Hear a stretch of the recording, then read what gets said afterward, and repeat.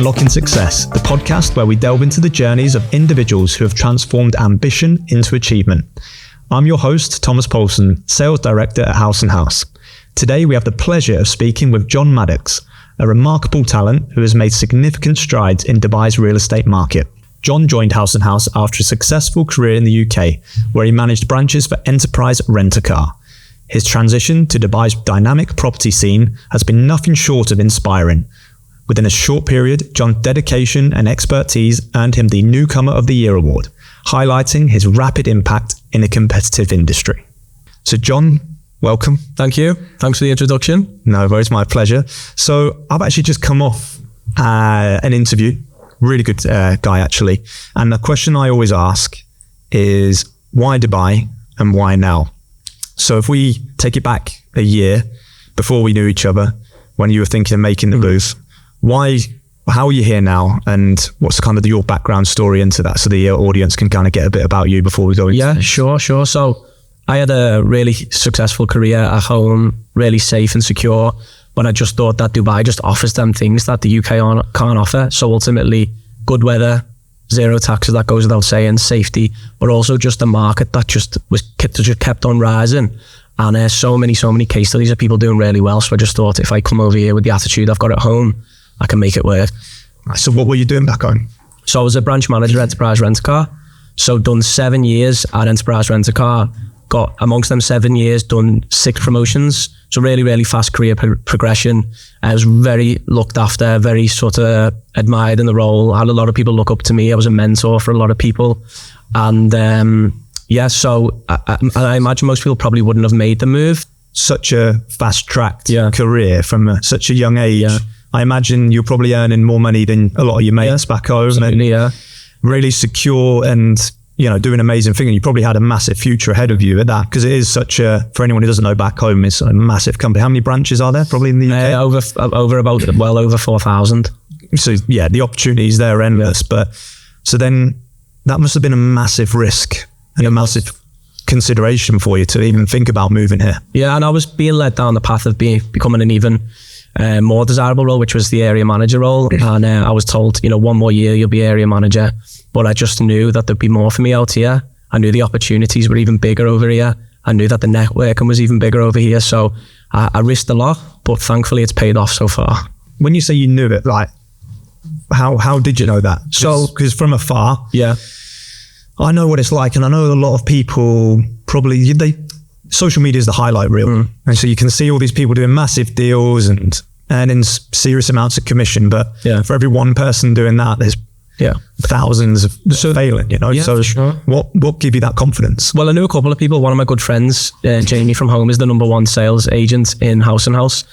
Another thing was at Enterprise, where I was, the vision and the goals of the company were very similar to the ones at Haus. So passionate about customer service, probably the most passionate company Enterprise is with regards to customer service. It's the forefront of everything they do. The work ethic, so long hours. I was already doing 60, 70 hours at home. So if I knew if I come over here, apply myself, I'd like to think I'd have a good shot, and it has paid off. So for example, something that we talk about back in Enterprise was the 3 Ds, which were dedication, discipline, and desire. I knew that I'd come over here and I would show dedication, not get dragged out to that lifestyle, which can often happen in Dubai.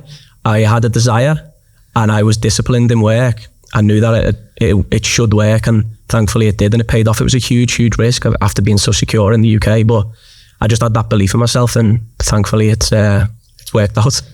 So that was the 3 Ds. Just go over that again. Dedication. So dedication, discipline, and desire.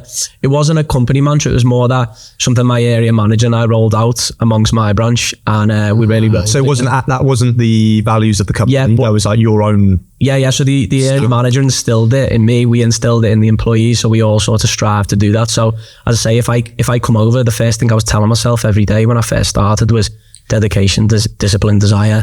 If you can just live by them, breathe by them every single day, show up with a positive attitude, you'll be a success for sure. Love that. That is obviously we have our values here at Haus. We've got 5 values, and I just think it's so important that it holds everyone to account. It keeps the culture, and the fact that you implemented that, you can see that in your day-to-day, to be honest with you. I've got the pleasure of sitting next to you pretty much every day And without a shadow of a doubt, I can see where that shines through, to be honest with you. So fair play for keeping consistent with that. So just going back to Jamie. So for those listening and watching, that's Jamie Hemingway. He's last year was our top performer in the secondary market sales team. And he's been a massive influence for you. I hope he doesn't mind me doing this, and I'm sure he doesn't, because he does tell this story as well to people. But his first, I'm going to say on the whole 6 months of the job, he really struggled, and I did as well. In fact, if you looked at my billings for the first 6 months I was out here, and I'd done this for 5 years in the UK, you'd probably think that you're not a real estate agent. Just being honest with you, like they were terrible. It's a lot of adjusting. I was quite young and naive, and I thought my way will work, and I didn't allow myself to relearn the job. But eventually, obviously, changed my mentality, continue to work really hard, and it does. But Jamie, he will also tell you that, he really struggled. Yeah. And so he, therefore, I'm assuming, probably gave you quite a harsh reality of what it was like, because it's not always been brilliant and life-changing money, but he got there. So what did he tell you that were the difficult parts of the job? It was just that when you come over, it's not going to be all sunshine and rainbows in the first month or so. He said the first 6 months is hard, and I followed suit. The first 6 months were hard. He said, prepared to work, prepared to be working weekends, prepared to be making phone calls all day, every day. And that's what I did. I applied myself. I was working 7 days a week. I still work 7 days a week. That's the harsh reality of it behind the scenes. You have to put in more than what the normal 9 to 5 is, but the results could be absolutely phenomenal. So how do you, because I think people listening that might sound unhealthy, maybe to some, like working all day, every day. When you go out for dinners, I've been there with your girlfriend, and you're taking phone calls because it's potentially another deal or a problem that you're having to fix, and it can affect things. You're trying to enjoy some downtime. How do you manage that? So of course you have to go and enjoy yourself. We often go for a nice meal, probably once a week.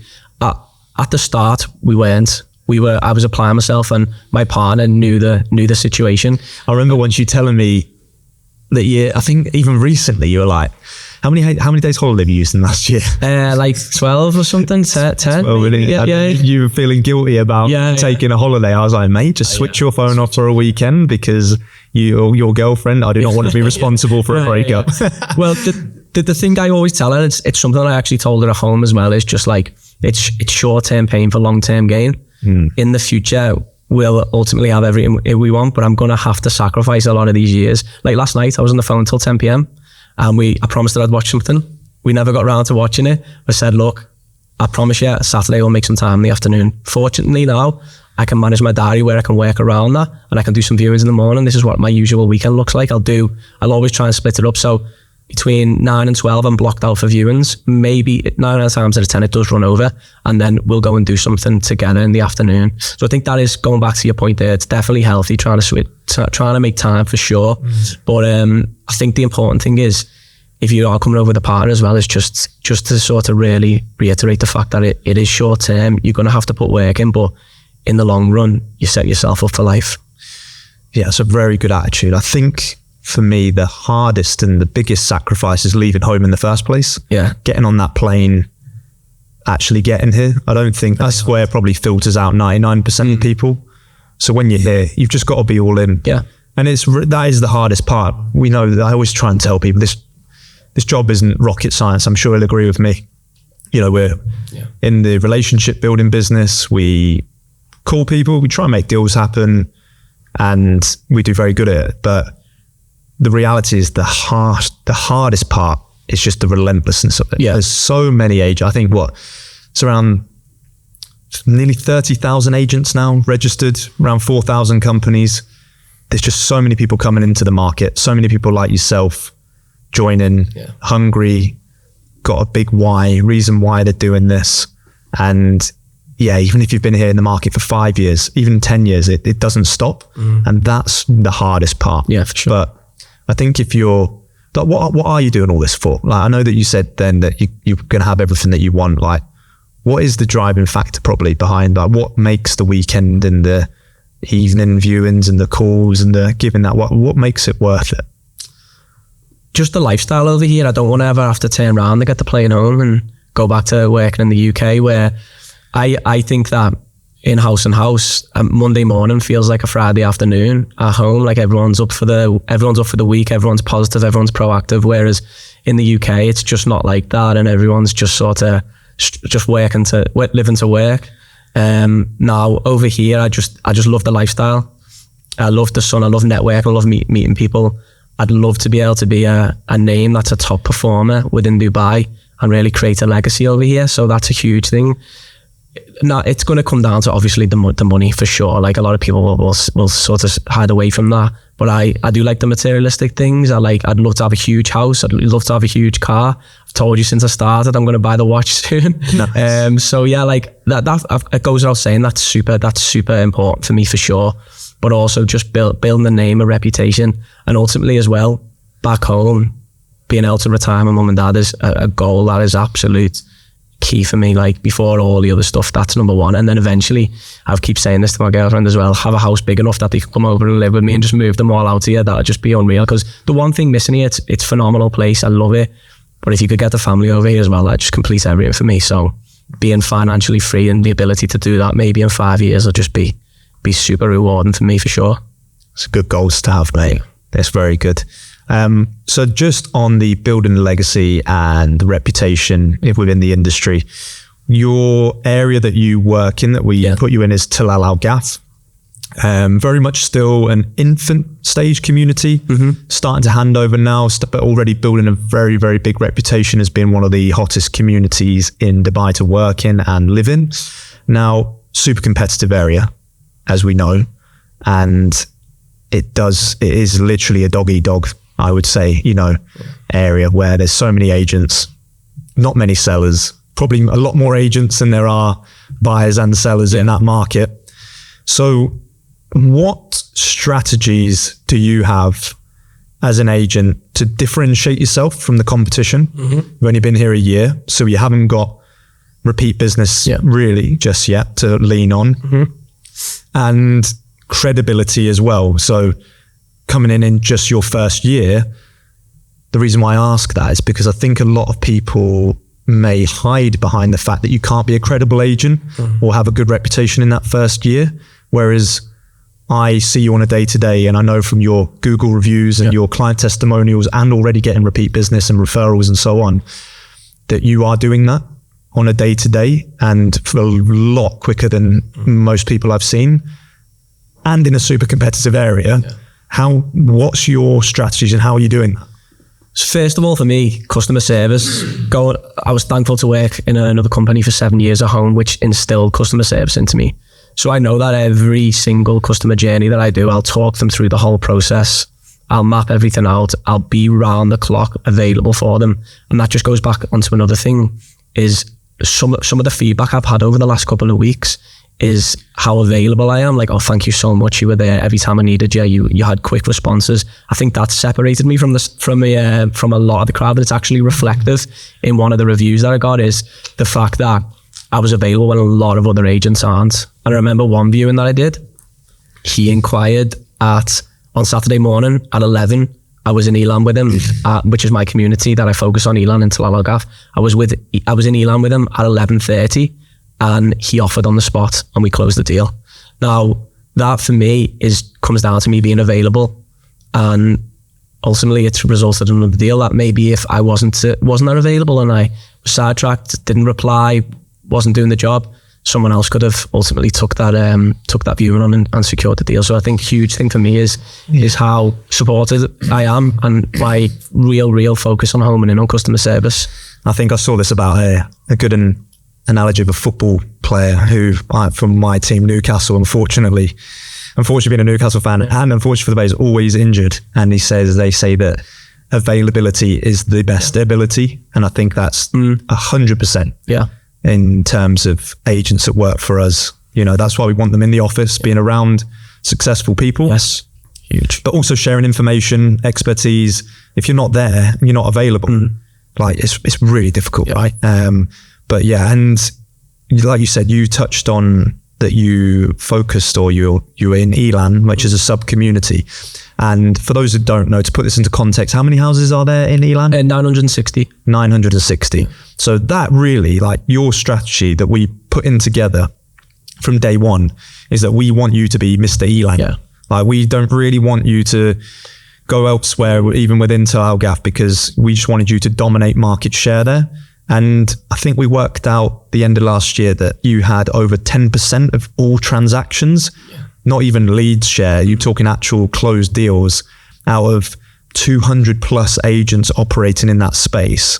Like, I think it was about 12% of transactions, weren't it? Yeah, it was. Which is like phenomenal. And for one agent to do that, even for one company to do that would be very, very good. But the fact that one agent is doing that, and with that, was that difficult to just focus on one area? Because I try and get people in the team, for anyone listening internally, to have that same mindset. But I always find then they drop from one area to another, then they hear that area, it's really popular, then their client drags them to that area, and it's quite hard for them to be disciplined, one of your D's there. And so do you agree that was the right strategy that we put in place? Or yeah, absolutely, for sure. Now there are times where things quieten down there, and I was looking at other people amongst the team, and they were doing deals in some of the communities that were just handing over, so there was a lot more availability. But my sort of the structure we put in together was to just home in, become a community expert. I feel like any question I've got in there now, I can answer it. I feel like a lot of the owners know me now, and it's because I'm very consistent with sending out market reports, giving them consistent updates, and just being the go-to guy. And I truly believe that was the right strategy now, although at times it may have felt a bit quiet as other communities within Tilal Al Ghaf were handing over, and a lot of my colleagues looked busier. The goal I'm absolutely happy with. We homed in on the area, we sent consistent market updates. I feel like there's not a question in that area that I don't know the answer to, and I'm starting to create a name for myself finally now, and it's reflective in being the number one true broker within Elan and within Tilal Al Ghaf. Yeah, for those who don't know, that true broker reference there is on Beirut, one of the region's largest portals for where they advertise properties and so on. So, and you're super, super competitive on there. You're always telling me that you're going to be number one. And I think, how many months have you been the number one true broker for now? Since it started, about 5-6 months now. Yeah, so out of, and we can actually, anyone watching will pull it up on the screen. I think we have out the first 4 brokers out of, there's close to, there's over 200 on there operating just in Tilal Al Ghaf. So that's 200 agents that you're competing with. We've got 3 out of the first 4, I think, currently there. So we're really dominating that community, and you are dominating everyone in terms of you've always been there. And how have you found that that's helped you? Well, naturally, people are going to inquire because they see a number one. They want to deal with the number one guy, right? They feel like he'll have the best answers. He'll have the best answer for the questions that you've got. So yeah, for sure, it's helped hugely. Just that in itself has created more and more leads, more and more opportunities for me. Just doing a very simple task by just verifying all the listings, making sure they're genuine, answering the phone. It's a very simple task, but I've reaped the rewards right now, and the opportunities just keep on coming from being number one. And I remember we had a laugh the other day. You said that there was a buyer or a prospective buyer that called you, and you asked, are you working with other agents? And they said, yeah. And you said, well, there's no need to, because they already call me for the listings and the stock anyway. You're dealing with the number one guy now. So you can stop talking to them. And they did. And exactly that. Because it is true. It is true. You get so many agents call you because they know that you've, as you said, built this reputation up, that you've got access to, you've got the relationships, you've got the access to the listings, and you're the proactive one in the area, right? Yeah, for sure. Yeah. And she took that advice, and we have an offer out right now with her, so there you go. That'll be signed tomorrow. There you go. Well done, mate. Now, obviously when you get the setbacks and so on, because we did go through a difficult period, I do remember that, where you were contemplating potentially switching area or adding a new area. But even after that, which you stuck to the course and it's obviously paid off, obviously I'm there opposite you or near you every day and can see, and it does affect you when deals fall through and clients, not responsive, or you're close to a deal and there's another agent trying to maybe mess it up, whatever reasons that, we get these setbacks. What strategies do you have in place to overcome that and not let it get to you too much? Because I think this is where ultimately, especially in that first year, the reason why I think it's important to talk about this is because that's where most people do give up, because they're putting so much energy in. They might be getting down to their last few dirhams in the bank account, and then they're so close to getting the deal. They've worked so hard, counting the money already. It's natural for us to do that, what they're going to be earning. And that might then pay their rent that they're due, or they might pay their car rental that they're due. And they're thinking in their head, it's actually security for the first, that's really what the earnings are in that first year to a lot of people. It's just like security, a scarcity mindset almost, because, then the abundance will come later. So it's almost survival mode, I want to say, for that first year for a lot of people. Yeah. So it does affect them massively when deals fall through or they don't get what they believe that they should. Yeah. How do you overcome that? And how have you got through that? Because that has happened to you. Yeah. So now, when I first started 6 months into the role, I had 6 deals fall through before I actually did a sale. It took me 3.5 months, which was probably considered quite long. It was hard at first because you put all your effort into them, maybe that 1 or 2 things that you've got going on at that point in time.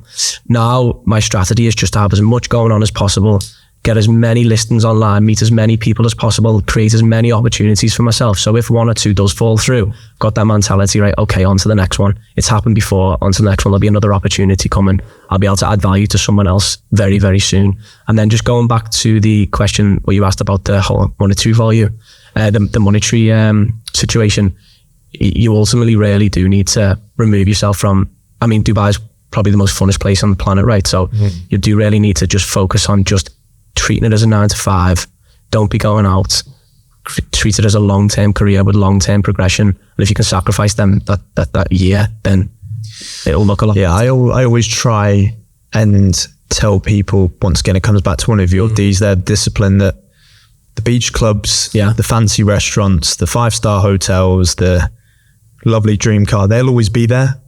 And it's a lot more rewarding when you've earned that, as opposed to going out and, feeling that you're missing out and overspending on these things, trying to compete with a lifestyle that you're not. Like, imagine, once again, we'll go back to Jamie, done exceptionally well the last couple of years. If you come out and compared your chapter 1 to his chapter 10, let's just call it for simple terms, it's foolish to do that, and you're not going to compete with that on a level if he's out there spending loads of. I'm not saying Jamie does that, but he's a responsible friend who probably wouldn't do that with you. But I think that's where people get caught up into that lifestyle. Thankfully, a lot of the agents that we have at House don't, because we hire looking into our values and they buy into that long-term vision, as opposed to selling it as a dream, as a place where you can spend a load of money just to earn it back, and you're kind of in that hamster wheel of but life's too short, life's for living. Well, actually, like, we plan on being here. We try and get people like career mindset, and we hope that we provide opportunities for those who definitely earn them and deserve them, no matter really how long they're in the business. And you need people to buy into that disciplined lifestyle. That is the key critical word, for sure, because without that, you will just be on the plane back home, as you said, right? And just going back to what you said there, something that resonated with me when I first started, the first time I met you, said the first year of the job is the hardest. You're going to be doing the most running around for the least amount of money. And the reason why that resonated with me was because I actually say that, I did say that to employees who I was interviewing in my previous role. Say, you be running around, cleaning the most cars, working the most hours for the least money. So when you said that to me, I was like, I know exactly where you're coming from. And it was my time to really sort of apply myself in that first year and sort of do what I was telling everyone back home to do, to really knuckle down, apply yourself, and the rewards will be... they always do. Sure. They always do. I think if you fundamentally work very hard, have a good attitude when problems come, and just a decent person, I think do the job right, do right by your clients, treat your clients as though they're almost like your family members. Would you want to do that? Would you advise your mum, dad, brother, sister, whoever, that advice? No. Well, you probably shouldn't advise your client. And I think even if that means you lose business by not offering them something that maybe other agents do, that you don't believe in and that you don't want to put your name to, as like to tarnish your reputation, you should walk away from the deal. And I think that's somewhere for you personally.